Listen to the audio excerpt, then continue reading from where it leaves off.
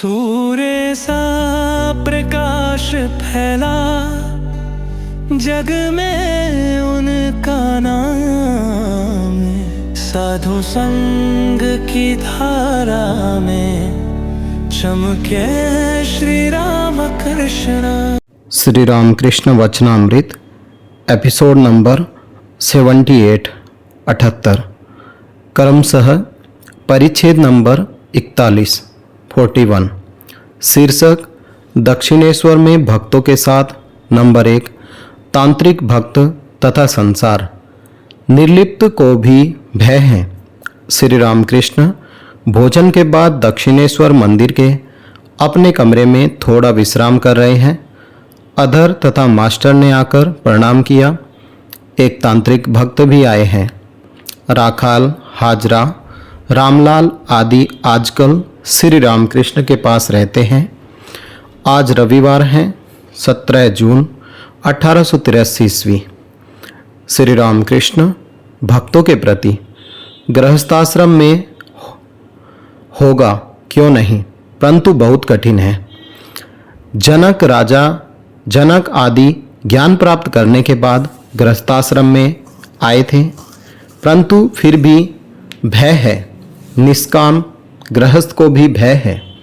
भैरवी को देखकर जनक ने मुंह नीचा कर लिया। स्त्री के दर्शन से संकोच हुआ था। भैरवी ने कहा, जनक, मैं देखती हूं कि तुम्हें अभी ज्ञान नहीं हुआ। तुम में अभी भी स्त्री पुरुष बुद्धि विद्यमान है।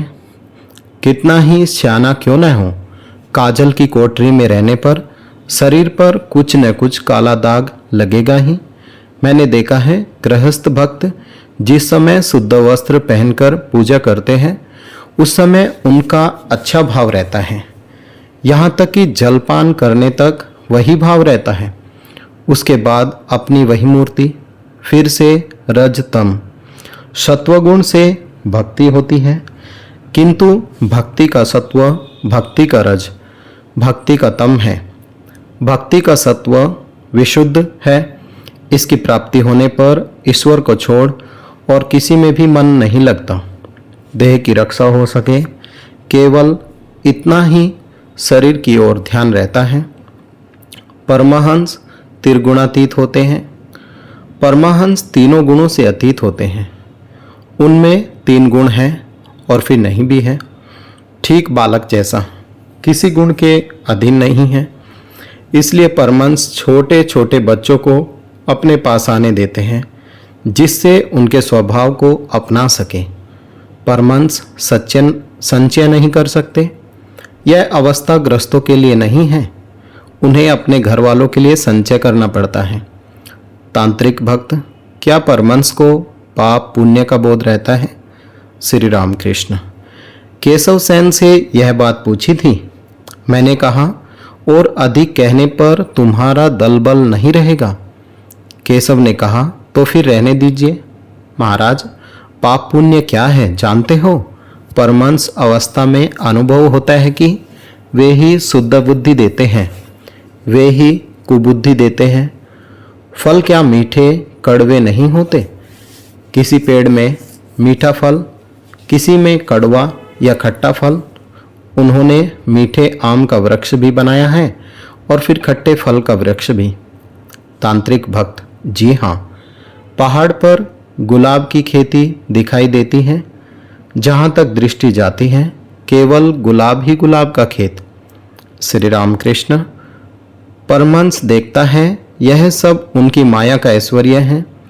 सत असत, भला बुरा, पाप पुण्य, यह सब समझना बहुत दूर की बात है। उस अवस्था में दल बल नहीं रहता।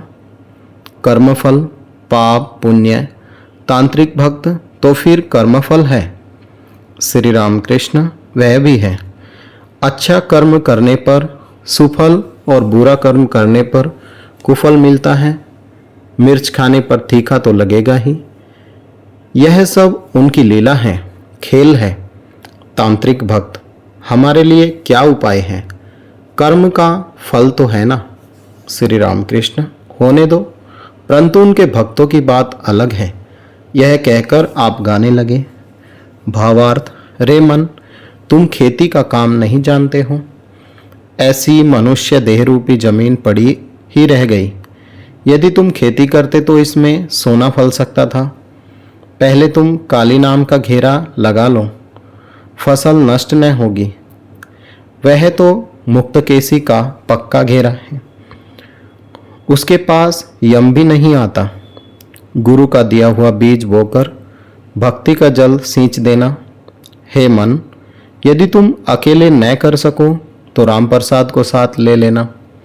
फिर गा रहे हैं भावार्थ। यम के आने का रास्ता बंद हो गया, मेरे मन का संदेह मिट गया।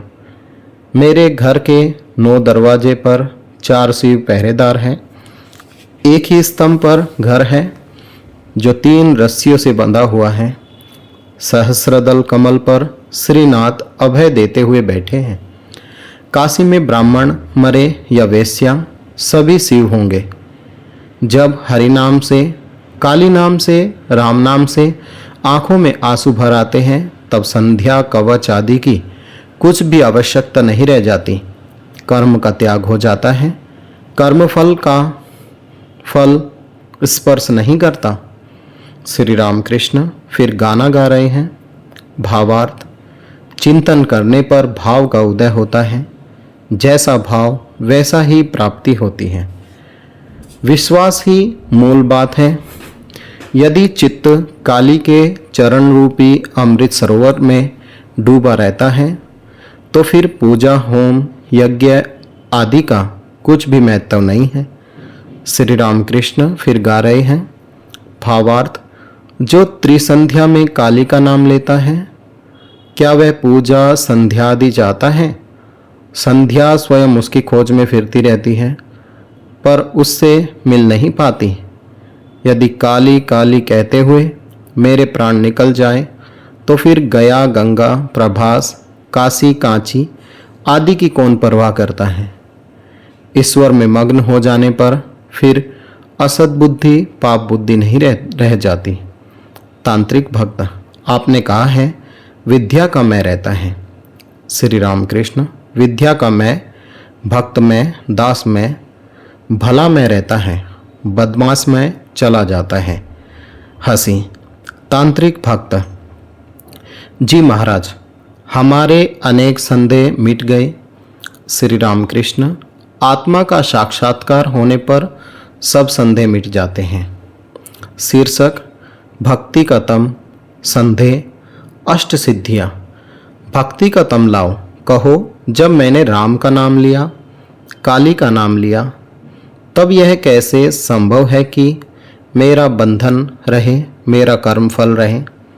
श्री राम कृष्ण फिर गा रहे हैं भावार्थ। माँ, यदि मैं दुर्गा दुर्गा कहता हुआ मरूं तो हे शंकरी देखूंगा कि अंत में इस दीन का तुम कैसे उद्धार नहीं करती।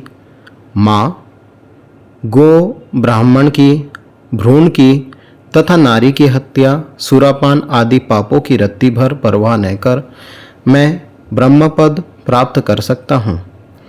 श्री राम कृष्ण फिर कहते हैं विश्वास, विश्वास, विश्वास। गुरु ने कह दिया है राम ही सब कुछ बनकर विराजमान है। वही राम घर घर, घट घट में लेटा कुत्ता रोटी खाता जा रहा है। भक्त कहता है राम ठहरो ठहरो, रोटी में घी लगा दूं। गुरु वाक्य में ऐसा विश्वास। भुक्कड़ों को विश्वास नहीं होता।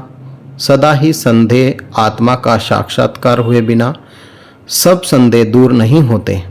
शुद्ध भक्ति जिसमें कोई कामना न हो, ऐसी भक्ति द्वारा उन्हें शीघ्र प्राप्त किया जा सकता है। अणिमा आदि सिद्धियाँ ये सब कामनाएं हैं।